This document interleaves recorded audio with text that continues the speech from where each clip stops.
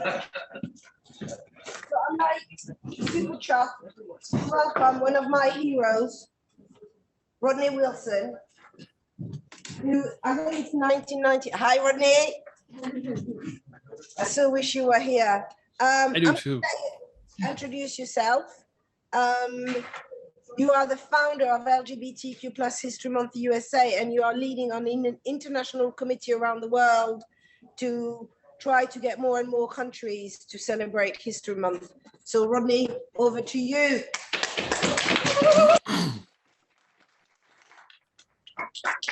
Thank you so much, Lila.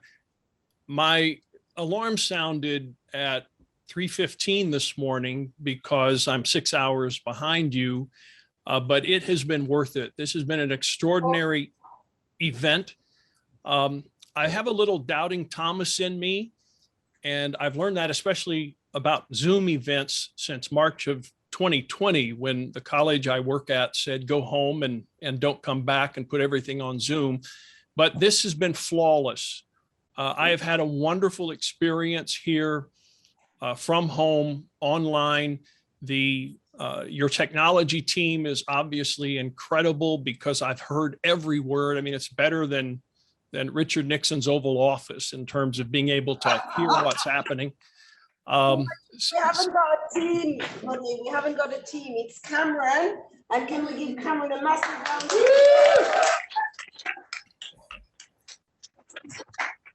And the technology is provided by D10 and Zoom. And it's just so easy to use, isn't it, Cam? Yeah, it's amazing. That one. Yeah, so you just plug it in, connect to Zoom, get into the Zoom room, and then boom, shakalaka, boom, boom, everything's working. It's just so easy. Well, it may be easy, but I think this is the best executed event I've attended on Zoom. So you've also got, great minds involved with the technology. And I thought, since Sue earlier threw out Maggie Thatcher's name, it would be all right for me to throw out Dick Nixon's name, as I just did, because they're sort of two peas in the pod. This has been incredible. I've taken a few notes of things that particularly struck me. And before I begin what I actually want to say, I just want to redo these a little or recap them. What Sue said about decolonizing the curriculum and about people with disabilities. This was incredible and so important. Lila, your will of power and privilege, I've never seen it. I love it. It helped me understand things so much better. I definitely want to get a copy of that. And your words also about refugees. What Benny said about carrying the weight of the work. I think we've all felt that from time to time. What Denise said about circles bleed into each other and they intersect. Right on. The Stonewall Young Futures, the Career Accelerator organizations, fantastic. What Yasmin said, what's the point of having a vocabulary if no one believes you? That's powerful. We have a vocabulary now, but still sometimes we're not believed. What Fliss said, two things: let love guide the answer, and you cannot be what you cannot see. Mm-hmm. And Saifa's centering exercise was beautiful, and the presentation was so rich in shared knowledge. So I want to first extend thanks to everyone involved today. You've uplifted me, you've taught me, you've educated me, you've helped me, and I appreciate it. I'll move now to what I've prepared to say, and I'll let the audience know that it's only 15 minutes. So I know everyone's probably at this point getting tired. No, I started as you since like 2 o'clock in the morning, Rodney. Well, it's an honor to be with you. And as Sue and Lila said earlier, I do wish I were there in London instead of here in my home near St. Louis. I do have my fingers crossed that next year I will be there, because I want to meet Lila in person. I want to meet Sue in person. I have been aware of their work for quite some time, and I've seen snippets here and there, of course, but I want to be in their presence when they speak, when they teach, So I'm hoping next year that will be possible, but thankfully today we have Zoom. And I have plenty of illustration-rich presentations prepared on various subjects, and I bring them out and update them each year for use with the groups I have the privilege to speak with. But for today's talk, and I think Sue did the same, I just wanted to sit down and think fresh thoughts, think anew about what I believe after 30 years as an advocate for good schools, safe schools, diverse, equitable, and inclusive schools that demand much of students because they can do it and they need it, and also provide everything students need to attain personal goals and reach full potential. So what you're about to hear in this brief talk is what I've been thinking about the last few days. The natural world is one of great diversity. Flora and fauna abound in complex interactions with one another. Alligators and kitty cats, oak trees and dandelions. This rainbow spectrum observed in the natural world of plants and animals, of course, pertains as well to human life, including sexuality, romanticism, and gender identity and expression. My activism is grounded on this thesis. People like us, the sexual and gender nonconforming, transcend era and place. There have always been women who love women and men who love men. And for over 100 years, in the academy and in the street, there has been advocacy for these rights, gay and lesbian rights. Likewise, however, making use of today's vocabulary, there have always been persons who identify as bisexual, asexual, intersex, non-binary, transgender, gender nonconforming. These states of being, and we've had a lot of education about this today, which is so vital.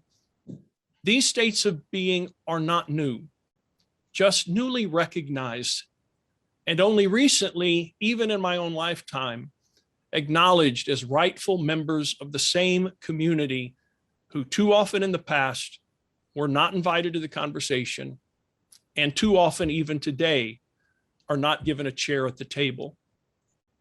In our community, in fact, the bravest ones have always been the non-binary, transgender, and gender nonconforming persons. These ones are far braver than a cisgender gay white man such as myself, because they have endured and do endure more hardships from a stiff world than gays and lesbians have. Not to minimize the pain of gays and lesbians, of course, pain I've experienced, but gender nonconformance, however it's manifested over time, challenges gender norms and challenges the conventional and forces civilizations to look in the mirror. The image reflected back is not always pretty, and this kind of introspection, therefore, is rarely easy and always resisted because it threatens the prevailing thought infrastructure upon which institutions and folkways and wealth are built, threatening, therefore, the source of privilege and power and putting at risk those who cling to those privileges and that power. Deconstruction, as we all know from personal experience, trying to change our own habits and mindsets, is not done in leisure time. It's incredibly hard work. It's full-time work, and many don't want to engage in it. Even so, over time, often amid heightened risk for the sexually, romantically, and gender nonconforming, this community of ours has been moving the conversation forward bit by bit, poem by poem, speech by speech, letter to Congress and Parliament by letter to Congress and Parliament, 3 steps forward, 2 steps back. And members of our community, through all time, have left behind traces of their lives, even if only a tiny easily and conveniently overlooked trace. These are reminders of their existence at a specific moment in human constructed time and in a specific geographic location on planet Earth. What they, and also what we leave behind, is called history. The tangible remains of lives, loves, and human communities. These are the artifacts that piece together a complex, never completed, 10 billion trillion piece jigsaw puzzle that is the story of the human family into which, without our consent, we are born. Most civilizations across the great span of time have valued the stories of the elders, have preserved these histories in ways allowed by their technology, and have believed that sharing these ancient memories and origin stories has value and worth and substance and energy for the next generation. This is precisely why we have courses on world and national history. Each nation chooses what is important to that nation, thereby, of course, choosing what is allowed or permitted in the minds of the future, and what will have designated preservation space in museums and libraries and textbooks and archives. Until recently, of course, the stories of those like us, the LGBTQ plus, were not deemed of sufficient worth or meaning to take up sacred space in the stacks. Those stories sometimes even were intentionally destroyed. For example, after I came out to my mother in 1991, she told me that if I had died before coming out, she had already determined to go to my apartment to remove anything and everything that would have given away my secret. If I had died before 1991, no one would ever have known that a gay boy by my name grew up in my small hometown of 2,500 people in rural Missouri. This was an act of love on my mother's part, not shame. She wanted to protect a secret that I hadn't revealed if I had died prior to 91. Thankfully, I did grow up, and in 1988, I left that hometown and moved into a larger world. But in all that time, childhood, adolescence, going away to college, I was a gay person, different, non-conforming, but trying to pass, queer, a category of person my father had strong views about, often declaring, I don't want a queer within a mile of me. Fortunately, my father grew up. We sexual and gender nonconformists are a universal people. As the protesters used to shout in the 1990s, we are everywhere. That includes in the classrooms of every culture and every community. We sit there beside the conforming, next to the majority, the heterosexual, the cisgender, and those who conform to gender codes, willingly or unwillingly. We learn their history, which also, of course, is our history, but only recently have they started to learn our history, which of course should be their history too.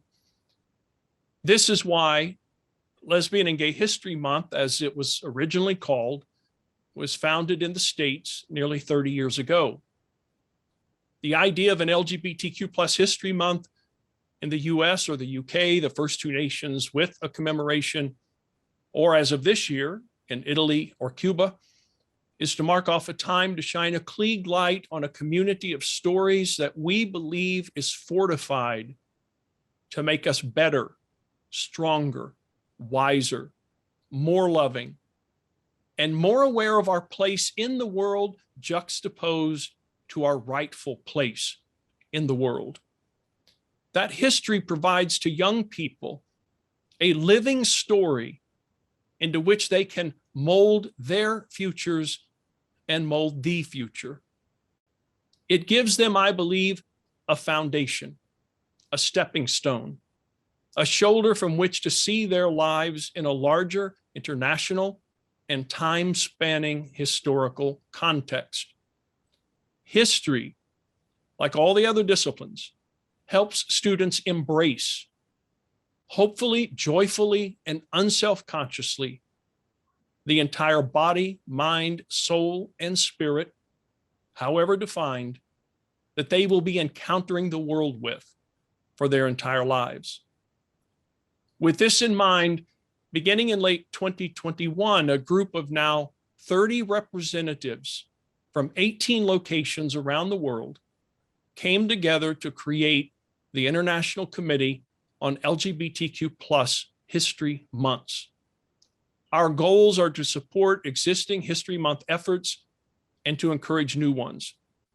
In April, Italy, and last month, Cuba, became the most recent locations to establish a History Month. Cuba is the 13th project in the world and the first in Latin America. Getting to know Italy's and Cuba's extraordinary organizing committees has been one of the great joys of my lifetime. The International Committee will work hard the next few years to watch History Month participation around the world grow from 13 to 15 to 20 to 25. 195, all of them, 195. 195, perfect. Which is the total number of countries around the world, Rodney. Everywhere. Yes. Let's queer them. I agree completely. I just didn't want to put that big of a number up there, but you're right. Dream big. We in the International Committee believe in this work, and we believe in the extraordinary capacity of recorded events, history, to enrich and empower. What we do in education matters so much because education passes on power and privilege. Reading, writing, arithmetic, science, literature, the arts, music, history. These things matter. These disciplines give us a human experience. They give us wings. They help us to fly. And when necessary, they help us to stay put and stand up for what's right, for ourselves and unselfishly for others. The Academy is a primary source of early privilege and power that follows a person throughout a lifetime. And not all students have equal access to this life's initial privilege giver. Equal access is not yet the reality for all sorts of students, including, of course, our LGBTQ+ students. This is why we are here today. Pride. Pride in education. Pride for all students. Gay, straight, bisexual, asexual. Rich, poor, middle class. Black, brown, white. Cisgender, non-binary, transgender. Young and old. Native born and immigrant, those who speak the majority language and those who do not, the religious and the agnostic, the well and the suffering. Our work is about creating a safe place and a safe world to learn the academic skills and cognition acuity that modernity and a good life require. This conference particularly focuses on the LGBTQ+ experience, teacher, and student. LGBTIQA. Yes, we've come a long way from the 1980s and the 1990s, but we have a long way yet to go, as any glance at current events makes abundantly evident. We must remain vigilant, therefore, observant, and strong to prevent those who would marginalize us from getting their way. All over the world, where things are better and worse, we have work still to do. Celebrating the differences, recognizing the similarities, educating everyone to their fullest potential as a human right, uniting the human family in every way we can. In this Pride in Education conference I'm so proud to be part of, we are doing precisely this work. We are also doing this work in our National History Month efforts and in our International History Months Committee. All of us here at Pride in Education are preparing ourselves to be better people, better citizens of the world, better collaborators, better friends and peacemakers, and better educators. We have always been here, by whatever descriptive nomenclature of the time. Our purpose now is very simple: to be the best teachers we can be and to take good care of all our students, meeting all of our students where they are and helping them get to where they want to be. Pride in education. Thank you, everyone.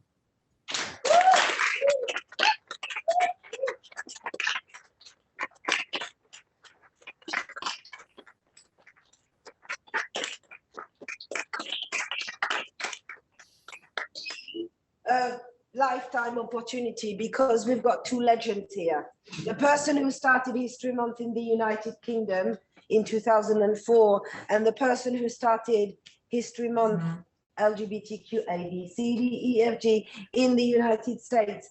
And I'd like for you to invite you. Would you like a seat? No, I'm quite happy to stand. I've been sitting all day. Okay. Rodney, it's great to see you, darling. And you. Tell me, love, when you started LGBT History Month, I mean, you have a very interesting video which takes us through some of the harassments that you dealt with. And we had something similar, but not as bad as you. What did you learn from that process of attack that you had when you set up LGBT History Month, which we can now use, given what we're under the attack now, and what is perfectly obvious, you're about to come under an even bigger attack with your delicious Supreme Court, who are so delightfully shitting on us. I learned that change is always met with resistance. Sometimes that resistance is minimal and sometimes it is maximal. I also learned that new ideas and new ways of looking at the world threaten the infrastructure of power and privilege that currently exist. I also learned that we have to keep moving forward nonetheless. We cannot allow opposition to weaken us or to make us back off. We can confront the opposition lovingly and kindly as long as possible, and perhaps convert the opposition to at least a place of neutrality, if not a place of support. But the point is we have to keep moving forward. And Sue, there's no one I know who has kept moving forward as long as you have and around so many issues as you have. But that's what we have to do. We just keep walking forward and not allow them to get us down. And you're correct. These are very difficult days. I am feeling it's hard right now in the United States and in other places. And I'm feeling a bit of pressure and anxiety about that, but I won't let them win. I will continue to stand up and advocate for what I believe is right. I will do it peacefully and respectfully and with love for as long as that works. Thank you, Rob.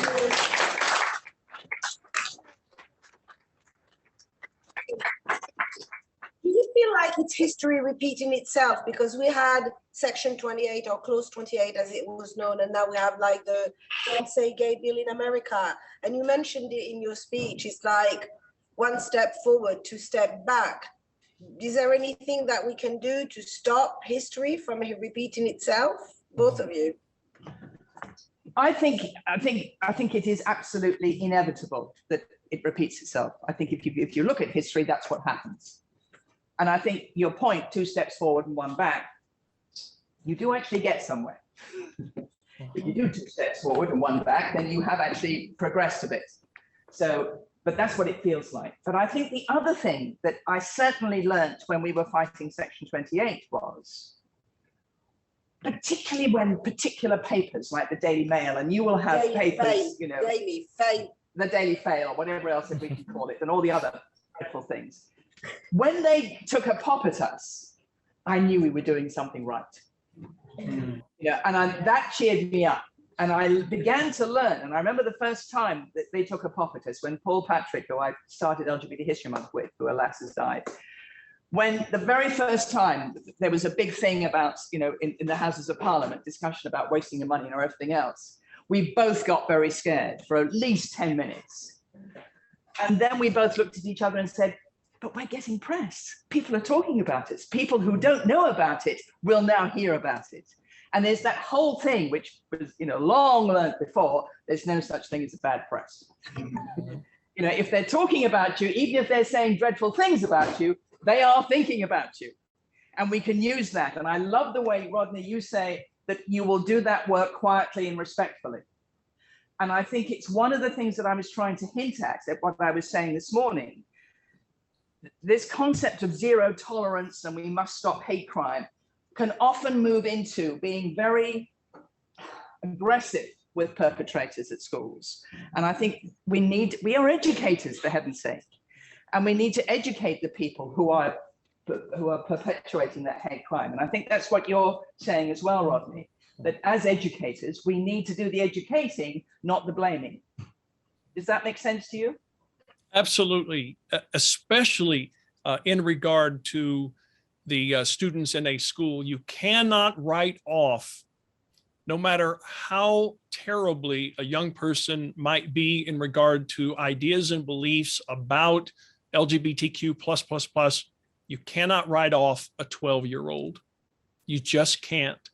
You have to keep working, keep educating, keep trying, keep respecting, and hopefully bringing that 12-year-old around.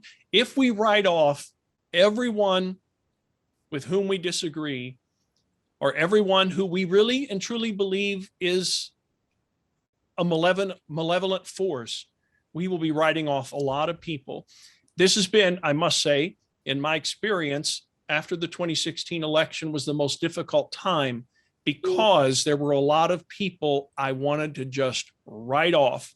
However, I live in a county in which 70% of the people voted for Trump in the last election. And my home county next door, 81% voted for Trump. I'll never understand it as long as I live, but obviously I can't write off 81% of the people in my home county. And I think the other thing is that I was also trying to hint at, that 12-year-old who is being homophobic could well be recognizing that they may well be gay themselves. And that whole victim blaming culture is inviting them to try and hide that and to therefore often attack the person that they don't agree with. And I think that that really is a crucial thing. One of the things that what worries me is when I see teachers zooming in and attacking somebody who is saying something homophobic or racist or disablest. Find out why they're saying that. That's the crucial thing. And then you can educate. But if you just go in there, then you could often be reinforcing the issue and not discovering what's really going on inside. So I think that to me is crucial. But how you deal with I mean, we've got the same thing with Boris here, although he's just been delightfully put down in 2 recent elections, which does cheer us up a bit. But you've now got Biden. But of course, my partner's American. And Jean says, and I think what you're saying is, and she used to do it with Margaret Thatcher, bless her heart, send them love. Because the thing is that they thrive on hate. Yeah. If we can send them in our own mind love, that actually discombobulates. So it's that sending of love rather than reinforcing the hate. Not an easy thing to do necessarily, but I think that's what you're hinting at, Rodney. Yeah, and it was reinforced a bit ago when let love guide the answer. I guess Fliss said that, let love guide the answer. Yeah. I really do believe, I do not always practice, but I really do believe that love is the most powerful, transformative ingredient we have available at our disposal. And it is a power and an energy, as Martin Luther King, as Mahatma Gandhi, as Henry David Thoreau, as many others, the Buddha, etc., taught us. I think it is powerful, but sometimes it is hard to find the reservoir of love within when confronted by an overwhelming onslaught of negativity like many of us are experiencing now. Absolutely.